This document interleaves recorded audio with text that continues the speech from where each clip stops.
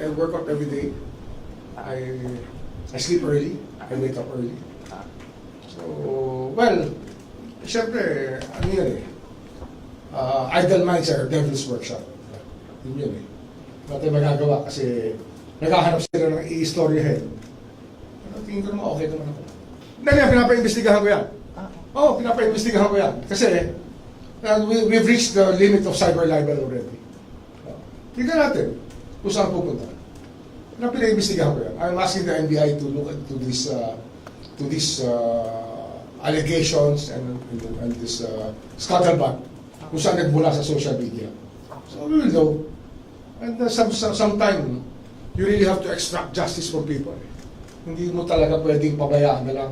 Kasi pattern to, parang dry run to for things to come later on. Kung ginagawa nila ito ngayon, gagawin pa nila lalo yan pag hindi yan na nasawata.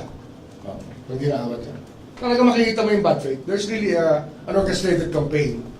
I don't know for what purpose, pero tingin ko, it's part of the propaganda machine of some political parties.